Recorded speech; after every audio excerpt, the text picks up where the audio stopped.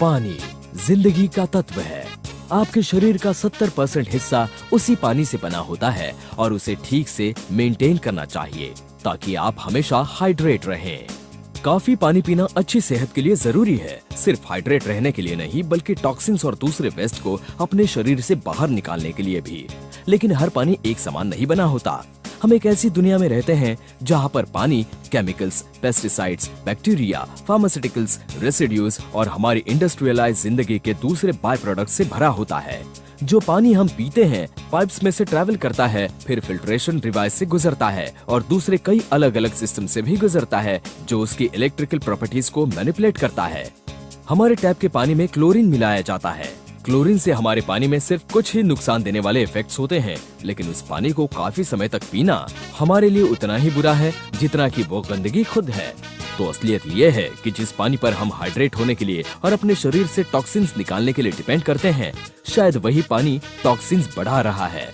और बॉटल में मिलने वाला पानी भी उससे बेहतर नहीं है। इनफैक्ट कई स्टडीज के मुताबिक इस पानी में टैप के पानी से ज्यादा गंदगी होती है।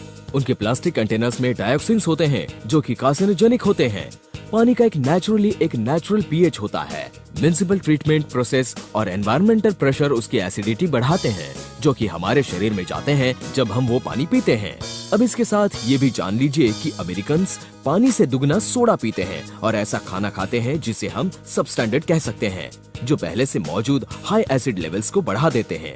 इसकी वजह से एक कंडीशन पैदा होती है जिसे एसिडोसिस कहते हैं, जिसकी वजह से बहुत ज्यादा डिहाइड्रेशन हो सकता है। सदियों से जापानीज डिस्टिल्ड वाटर या रिवर्स ऑस्मोसिस से ट्रीट किए हुए पानी को डेड वाटर बुलाते आए हैं। डेड वाटर में सारे मिनरल्स खत्म हो जाते हैं और वो बहुत ज्यादा एसिडिक होता है। जब पानी एसिडिक होता है उसमें शरीर में होने वाले ऑक्सीडेशन को कम करने का बहुत कम पोटेंशियल होता है, जिसकी वजह से फ्री रेडिकल्स बढ़ते हैं जिनसे सेल्स, ऑर्गन्स और डीएनए डैमेज होते हैं। फ्री रेडिकल्स कई सारी हेल्थ प्रॉब्लम्स के जड़ माने जाते हैं और साथ में ही एजिंग प्रोसेस के भी।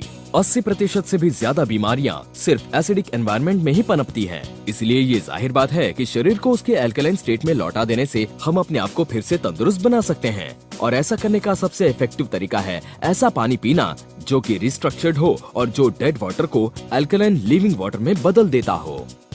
साफ साफ कहे तो एसिडिक पानी में इलेक्ट्रॉन से ज्यादा प्रोटॉन्स होते हैं, जिसका नतीजा है एक पॉजिटिव चार्ज।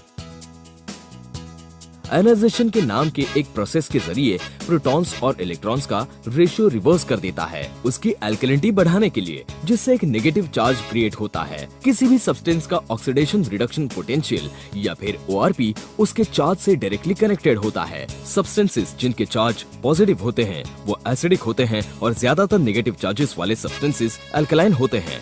और चार्ज जितना जीरो के नीचे जाएगा एंटीऑक्सीडेंट प्रॉपर्टीज उतनी ही ज्यादा होंगी, जिसकी वजह से सेलुलर लेवल पर फ्री रेडिकल से लड़ने की ताकत मिलती है। चलिए कुछ आम सब्सटेंसेस की ORP वैल्यूज पर एक नजर डालते हैं।